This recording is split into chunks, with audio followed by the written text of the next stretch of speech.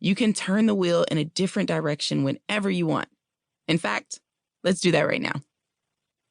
5 common childhood storylines. I'm going to outline the 5 common childhood labels my clients give themselves. You may see yourself in one of these narratives, or if you grew up with inconsistent parenting, you may identify with several. For that reason, I encourage you to read them all, but don't view them as strict interpretations of who you were as a child or who you are as a parent. We are not programmed robots. I honestly don't even like labels because I know just how complex our individual personalities really are. Just because you see yourself in one of these examples doesn't mean that you need to own that label. In fact, identifying with one of these examples says more about how you were treated as a child than who you actually are as a person. But by tapping into who you believe you were as a child, you are more likely to learn some things about how you're showing up as a parent. As soon as you came into the world, you started adapting to the worldviews of the people around you. These inherited beliefs became the steering wheel for how we parent as adults, and they play a big role in the direction you choose in your own parenting, so they cannot be overlooked. So as you move through these motifs, be honest and stay curious, but also be gentle with yourself. Take this exercise seriously, but not too seriously, okay? Let it be a reflective practice, but not the absolute truth. I want you to remember that what you believe isn't always the whole story. If you see yourself in these storylines and begin to identify with any of these roles, please know that you can rise above any current thinking and affirm new truths for yourself. Truer truths, if you will. We have so much creative power and we can affirm new storylines. After you read through each label, I will ask you some questions about how these beliefs might be showing up in your own life and in your relationship with your child.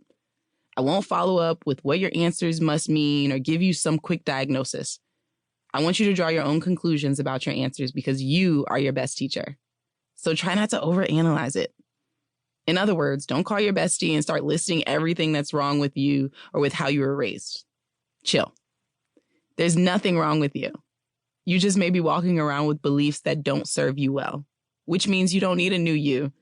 You just need to adopt a few new beliefs. At the end of each section, I provide some affirmations you can use when you feel yourself slipping back into old thought patterns that don't support you and your child. Now, I'm not suggesting that you need to sticky note these affirmations anywhere or say them in the mirror. If that works for you, great. But if not, use them as in-the-moment mantras. That's what works for me. When I feel my inner child rising up and panicking, I calm her with affirmations. Yes, I talk to myself, y'all. You don't have to talk to yourself, of course, but I've found it to be very effective for myself, and so have many of my clients. The good child. Would you describe yourself as an easy kid? Were you seen and not heard? Did you try your best to stay out of the way? Did you ask for very little? Did you fear disappointing the adults around you? Did you constantly seek approval? Were you regularly praised for your good behavior? Did you receive very few punishments growing up because you rarely made mistakes? I hear many good child adults say things like, I got beaten one time and I learned my lesson. Or, I never really got into trouble. A lot of the parents I talk to who grew up like this lean toward perfectionism. They are often really meticulous about not making mistakes, and they organize their lives in a way that leaves very little room for error. They're extremely rigid with their boundaries and are hypercritical of themselves. In their relationships, they have very little tolerance for mistakes.